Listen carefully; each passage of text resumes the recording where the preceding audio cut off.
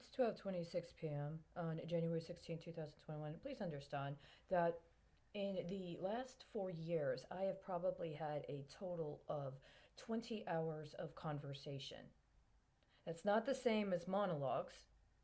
I mean, actually having another person I can talk to about really any topic. And when I have had conversation, especially in the last year and a half since I've been allowed to stay indoors, nothing close to a match with what my capabilities are is provided. I don't have any currency coming toward me.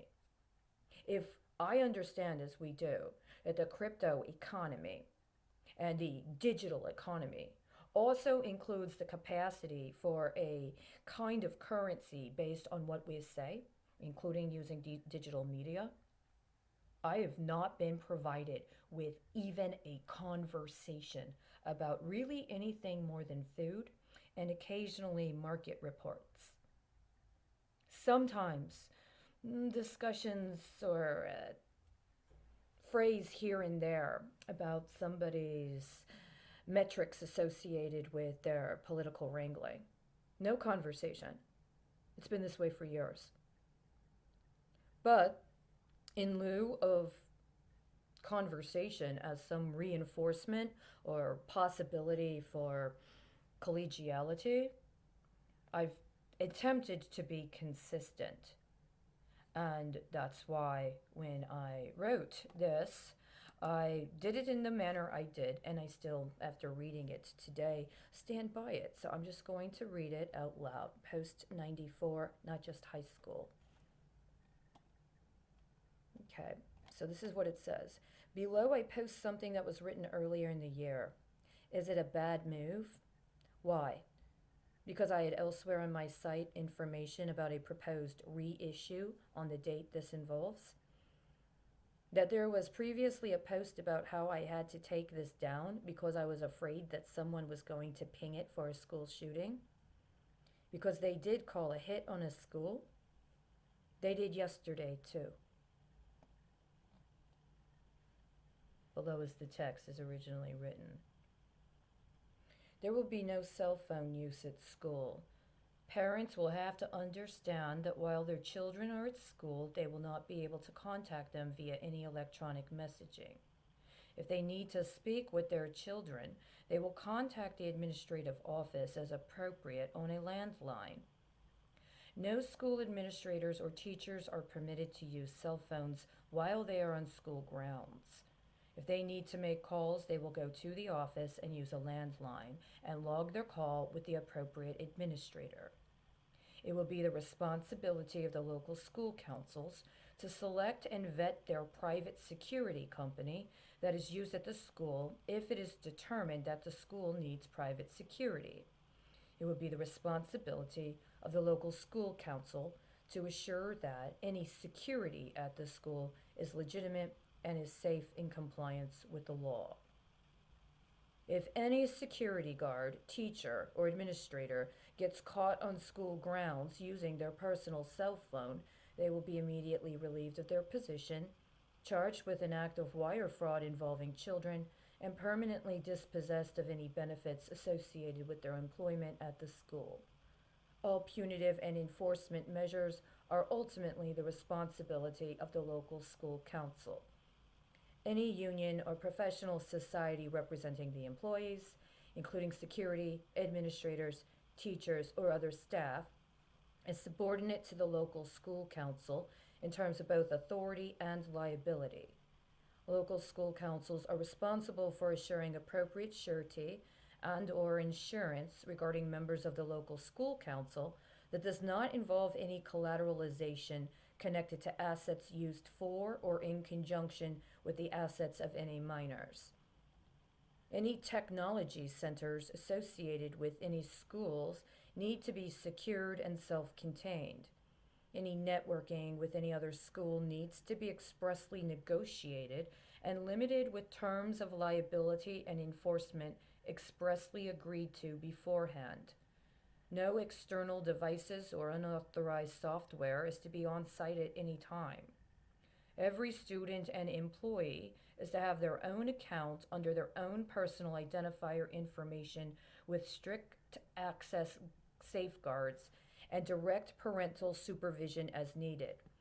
If students need technology access regarding concerns for or involving parental access, then specific standards per school need to be developed and disclosed ahead of time to students and parents. All bag or other searches are to be decided on per an explicit school policy that is decided on and accountable to the local school council and is expressly described to parents and students prior to the student beginning school. A specific policy recommendation has already been developed as of July of 2015. Immediate legislative action is to be taken to revise any state or local laws requiring private schools or homeschooled students to report their data to the local public school district. Any district-based educational body shall have entirely separate reporting and accounting procedures regarding data for public and private schools. Private schools have a number of ways to address and account for student fees for entry. They should not be factored into public school budget items used to assess their valuations for participation in any public finance efforts. Strict standards are to be set regarding the intangible or other property of students, especially minor students, and to assure that they are not accessed or distributed to others. Policies and procedures on a school-wide basis need to be implemented at all schools to assure that the intangible or other property of minor students is held in trust for that specific student until the student reaches the age of 18 or per other legal standards regarding trust. And a component of all students' education needs to include appropriate financial literacy information concerning tangible and intangible property, as well as various means by which property is acquired, assessed, and distributed, including the specific policies and procedures connected to the trust for the specific and individual student.